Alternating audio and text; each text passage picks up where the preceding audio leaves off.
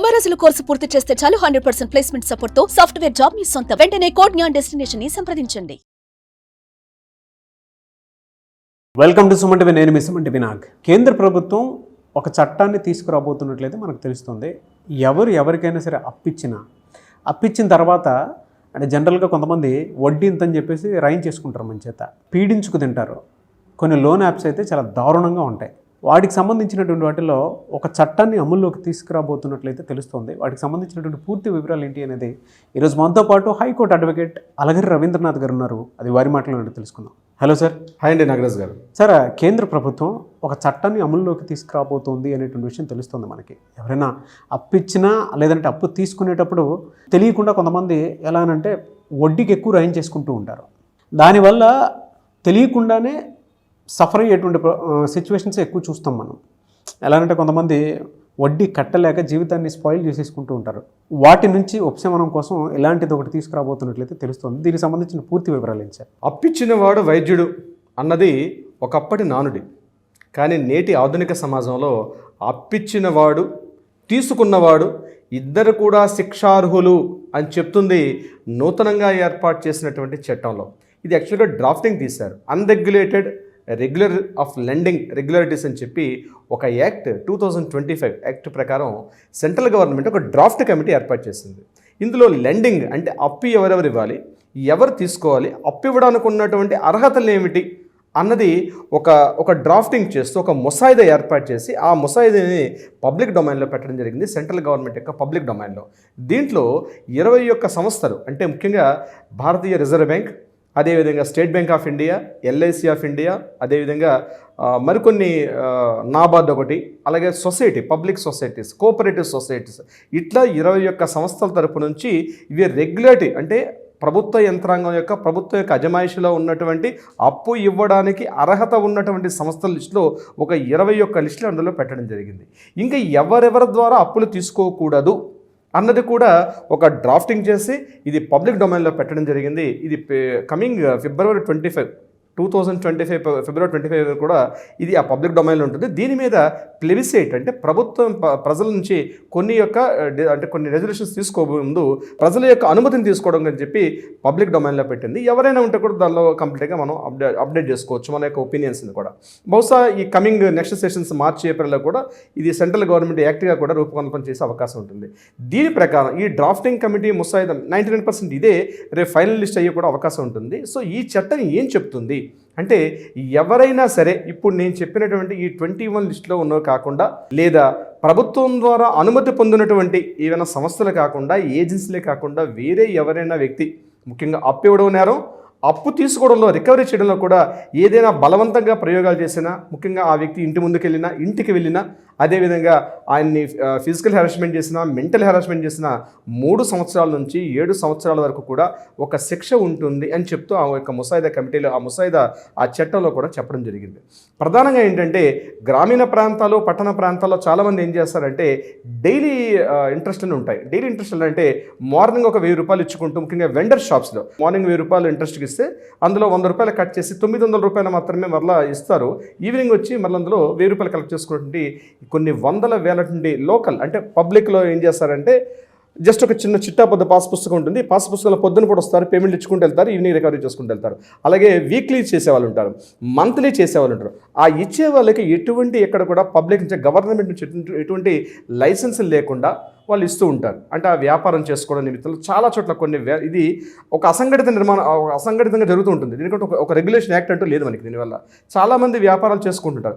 ఒకవేళ amount pay చేయకపోతే, in టైంలో ఇవ్వకపోతే, మార్నింగ్ ఇచ్చి ఈవినింగ్ కానీ ఇవ్వకపోతే ఖచ్చితంగా ఒక గూండా ఏజెంట్ చేస్తూ వాళ్ళ మీదకి ఫిజికల్గా దౌర్జన్యానికి వెళ్తారు, అంటే కొట్టడానికి వెళ్తారు, కొంతమంది గుండాగిరి చేస్తారు, వాళ్ళ ఆస్తులను స్వాధీనం చేసుకుంటారు, ముఖ్యంగా ప్రామిసరీ నోట్ రాసుకోవడం. అంటే ఆ యొక్క టెన్షన్ భరించలేక చాలామంది బలవన్మరణాలు కూడా పాల్పడిన సంఘటనలు చాలా ఉన్నాయి.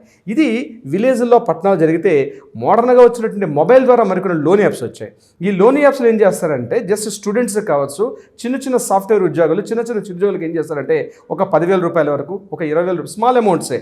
ఈ స్మాల్ అమౌంట్ ఇన్ టైంలో ఇవ్వకపోతే వాళ్ళ యొక్క ఫ్రెండ్స్ సర్కిల్లో కానీ లేకపోతే వాళ్ళ పేరెంట్స్కి కానీ వాళ్ళ ఫ్యామిలీ సర్కిల్స్లో కానీ వీళ్ళందరికీ చెప్తూ చాలా హెరాస్మెంట్ చేస్తారు, ఇంటికి వెళ్ళి కూర్చుంటారు, గూండాగిరి చేస్తారు, దౌర్జన్యాన్ని కూడా దిగుతారు. మనం ఇటీవల కాలంలో కొన్ని సంఘటనలు చూసినప్పుడు ఏంటంటే ఆ భయానికి కొంతమంది ఆ లోన్ యాప్స్లో కొన్ని వందల కేసులు మనం చూసాం. ఆ లోన్ యాప్స్లో ఉన్నటువంటి రికవరీ ఏజెంట్స్ పెట్టే దౌర్జన్యాలను తట్టుకోలేక చాలామంది సూసైడ్ అటెంప్ట్స్ కూడా చేసుకున్న చాలా సంఘటనలు మనం చూడడం జరిగింది. సో వీటన్నిటికీ కూడా అడ్డుకట్ట వేయాలనే ఉద్దేశంతో ప్రధానంగా లోన్ యాప్స్ విషయంలో కాల్ మనీ అని చెప్పి కొన్ని యాప్స్ కానీ, అదేవిధంగా లోన్ యాప్స్లో మీకు స్టూడెంట్స్కి ఇచ్చిన యాప్స్ చాలా యాప్స్ అనేవి రావడం వల్ల దీన్ని అడ్డుకట్ట వేసే ఉద్దేశంతో ఈ యొక్క ముసాయిదా చట్టాన్ని ప్రభుత్వం ఏర్పాటు చేయడం ప్రధాన ఉద్దేశంగా కనిపిస్తోంది. దీనివల్ల ఎంతవరకు ఉపయోగపడుతుందంటే ఎవరికైనా లోన్స్ కావాలనుకుంటే ముఖ్యంగా మనకి పావలా వడ్డీతోటి ఏర్పాటు చేసుకుంటే డ్వాక్రా మహిళా సంఘాలు కావచ్చు, అదేవిధంగా మనకు ఉన్నటువంటి ఈ మహిళా సహకార సమాఖ్యలు, అలాగే పాల డైరీ ఉత్పత్తుల వాళ్ళకి ఏ సంఘానికి ఉంటే ఆ సంఘానికి సొసైటీలు, సహకార సంఘాలు ఇట్లాంటి చాలా ఏర్పాట్లు రుణాలు ఏర్పాటు చేస్తుంది ప్రభుత్వం. చాలా యంత్రాంగం పనిచేస్తుంది. అయినప్పటికీ కూడా అక్కడికన్నా అర్జెన్సీగా వస్తుంది. అక్కడ డ్రాఫ్ట్ అంటే మనకి డాక్యుమెంటేషన్ ఎక్కువ ఉంటుంది ఉద్దేశంతో చాలామంది ఏం చేస్తారంటే ప్రైవేటు వ్యక్తుల ద్వారా మనం అప్పులు తీసుకోవడం జరుగుతుంటుంది. దీనికి ఎటువంటి ఒక విధి విధానం ఉండదు. సార్, మరి ప్రామిసరీ నోట్కి ఏ విధంగా ఉండే అవకాశం ఉంటుందండి?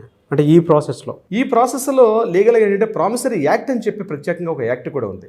ఈ అమౌంట్ తీసుకునే సందర్భంలో ప్రామిసరీ నోట్ ద్వారా తీసుకుంటే ఒకవేళ అమౌంట్ చెల్లించిన పక్షంలో ఆ మనీని ఎట్లా రికవరీ చేసుకునే విధానం అన్నది ఒక లీగల్ ప్రొసీడింగ్స్ ఉన్నాయి.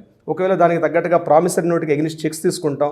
ఆ చెక్స్ విత్ ఇన్ టైంలో అంటే చెక్స్ అనేవి విత్ ఇన్ టైంలో లేకపోతే చెక్ అని తీసుకుంటాం. ఎన్ఐ యాక్ట్ అంటారు, అంటే నెగోషియబుల్ ఇన్స్ట్రుమెంట్ యాక్ట్ అంటారు. సో అది బ్యాంకులో వేసుకొని దాని తగ్గట్టుగా రికవర్ చేసుకునే అవకాశం ఉంటుంది ప్రామిసరీ నోట్ రాసుకుంటే. సో దానికి స్పెషల్గా ఒక యాక్ట్ అంటూ ఉంది కాబట్టి ప్రామిసరీ నోట్ ప్రకారం కూడా వెళ్ళొచ్చు. దాంట్లో ఖచ్చితంగా 2 సిగ్నేచర్స్ ఉండాలి. Revenue stamp is the mandatory. ₹1 revenue స్టాంప్తో అప్ టు 5 crores వరకు తీసుకునే రైట్ యాక్చువల్గా ఉంటుంది. ₹1 revenue stamp equal to up to 5 crores వరకు కూడా వ్యాలిడిటీ ఉంటుంది ఒక రెవెన్యూ స్టాంప్కి. That is very very important. But revenue స్టాంప్తో పాటు కింద 2 signature is very very mandatory. దాని మీద వీలైతే మనం ఎగ్జాక్ట్లీ ప్రామిసరీ నోట్ మీద ఒక స్పెషల్ ఎపిసోడ్ మనం చేయొచ్చు నాగరాజు గారు. కుటుంబానికి సంబంధించినటువంటి విషయాల్లో కనుక మనం చూస్తే అంటే ఇండివిజువాలిటీ అనేది కొంత ఉంటుంది. నేను అప్పుకు సంబంధించినటువంటి వాటిలో కనుక మనం చూస్తే, బట్ ఎంటైర్ ఈ సిస్టంలో ఆ ఇండివిజువాలిటీ అనేది ఇక్కడ ఏ మేరకు ఉంటుంది? కంపెనీ రెగ్యులేషన్ యాక్ట్ అని చెప్పి ఒక యాక్ట్ ఉంది. ఆ యాక్ట్లో అసలు ఫ్యామిలీ మెంబర్స్ అంటే ఎవరు అన్నది కూడా క్లియర్గా యాక్ట్లో మెన్షన్ చేస్తుంది. ఫ్యామిలీ మెంబర్స్ ఎవరంటే అందులో చెప్పింది first father, mother, son, daughter, son యొక్క వైఫ్, అలాగే డాటర్ యొక్క హస్బెండ్. ఈ యొక్క లిస్ట్ని క్లియర్గా ప్రిస్క్రైబ్ చేశారు ఆ యొక్క డేటాలో. వీళ్ళ సంబంధించి ఎవరైనా ఇండివిజువల్ ఫ్యామిలీ మెంబర్స్ మధ్య తీసుకున్నటువంటి అప్పులు అర్జెంటుగా ఒక ₹10 లక్షలు కావాలి, ఫ్యామిలీ మెంబర్స్లో ఎవరో సపోర్ట్ చేశారు. ఈ యాక్ట్ ఏదైతే ఉందో, ఈ ముసాయిదా చట్టం ఏదైతే చెప్తుందో ఇది ఫ్యామిలీ మెంబర్స్కి వర్తించదు. Family members within the family మెంబర్స్లో కానీ డబ్బులు తీసుకున్నట్లయితే దీనికి సంబంధించి ఈ యాక్ట్ వర్తించదు. కేవలం అదర్ దాన్ ఫ్యామిలీ మెంబర్స్ దగ్గర తీసుకున్నప్పుడు మాత్రమే ఈ యాక్ట్ వర్తిస్తున్నట్టుగా మనకి డ్రాఫ్ట్ చట్టం చెప్తుంది నాగరాజ్ గారు. సార్, ఇలాంటివి జరిగినప్పుడు జనరల్గా పనిష్మెంట్స్ ఏ విధంగా ఉండే అవకాశం ఉంటుందండి? పనిష్మెంట్స్ ప్రధానంగా 3 సంవత్సరాల నుంచి up to 7 years, up to 10 years వరకు కూడా వేసే విధానం ఉంటుంది. ఇక్కడ కూడా మళ్ళా 2 రకాలుగా ఉంటుంది. ఇంటి దగ్గరకు వెళ్ళి ఫ్యామిలీ మెంబర్స్ మీద, అంటే ఎవరైతే అప్పు తీసుకున్నాడో ఆ తీసుకున్న వ్యక్తి కాకుండా ఫ్యామిలీ మెంబర్స్ దగ్గరికి వెళ్ళి కానీ హెరాస్మెంట్ చేస్తే మళ్ళీ దానికి ప్రత్యేకమైన శిక్షలు ఉన్నాయి. అట్లా కాకుండా ఇంటికి వెళ్ళి దౌర్జన్యం చేసినా, లేదా వాళ్ళని ఫిజికల్గా హెరాస్మెంట్ చేసినా, వాళ్ళ చేత చేయి చేసుకున్న కొట్టినా వారికి మళ్ళీ అదనంగా శిక్షలు ఉంటాయి. శిక్షలు వేరే విధంగా ఉంటాయి. సో అప్పు ఇచ్చేటప్పుడే 1కి 10 సార్లు ఆలోచించుకోవాల్సిన అవసరం ఈ చట్టం అర్థం తెలుపుతోంది. ప్రధానంగా ఏంటంటే ఇప్పుడు నేను స్టార్టింగ్లో చెప్పినట్టుగా ఏవైతే 20 రెగ్యులేషన్ యాక్ట్స్ ఉన్నాయో, అంటే నేను చెప్పినట్టుగా ఆర్బీఐ నుంచి బ్యాంకింగ్ సెగ్మెంట్, సహకార సొసైటీలు, ఇవి కాకుండా ప్రైవేటు వ్యక్తులు ఎవరు కూడా క్లియర్గా ఒకటి సింగిల్ స్టేట్మెంట్లో చెప్పాలంటే అదర్ దాన్ ఈ 21 కాకుండా పర్సనల్ టు పర్సనల్ సింగిల్గా అన్నది అమౌంట్ తీసుకోవడం, ఇవ్వడం నేరమే, తీసుకోవడం కూడా నేరమే. అది క్లియర్గా చెప్తోంది ఈ యొక్క డ్రాఫ్ట్ చట్టం అండి నాగరాజ్ గారు. సరే, దీనికి సంబంధించినటువంటి పూర్తి సమాచారం కోసం లేదంటే ఎవరైనా సరే ఇలా బాధితులు చాలామంది ఉన్నారు, మీలాంటి వాళ్ళని అప్రోచ్ అవ్వాలి అనుకున్నటువంటి వాళ్ళు ఉంటారు. సో మీరు టైం ఇస్తారు, అపాయింట్మెంట్ తీసుకోవచ్చా? మీరు చాలామంది ఈ అప్పుల ఊబిలో పడి బలవన్మరణాలకు పాల్పడిన సంఘటనలు చాలా చూస్తాం. మన దగ్గర చాలా కేసులు కూడా ఈ రకంగా వస్తుంది. అయితే ఈ చట్టం కన్నా ముందు, ఈ చట్టం కొత్తగా రాబోతున్న చట్టానికి అయినప్పటికీ కూడా, కానీ దీనికి రిలేటెడ్ చాలా యాక్ట్స్ చాలా ఉన్నాయి ప్రజెంట్. ఈ చట్టాలకు సంబంధించి ఎవరైనా ఇటువంటి బాధితులుగా ఉన్నప్పుడు, అంటే వేధింపులకు గురవుతున్నా, ఈ రకమైన ఈ సమస్యల చక్కం ఇరుక్కున్న వాళ్ళు ఎవరైనా సరే కింద స్క్రోల్ అవుతున్న కాంటాక్ట్ అవుతున్న నెంబర్ కానీ కాంటాక్ట్ చేయగలిగితే మన లీగల్ టీం వాళ్ళకి అప్రోచ్ అవుతారు. డెఫినెట్గా న్యాయపరంగా వాళ్ళకి సలహా సంప్రదింపులు, పరిష్కారం ఇచ్చే దిశగా కూడా ప్రయత్నం చేస్తారు నాగరాజ్ గారు. గుడ్ ఇన్ఫర్మేషన్ అండి. థ్యాంక్ యూ అండి. Thank you so much Alagiri Ravindranath గారు. Thank you so much Nagaraj గారు.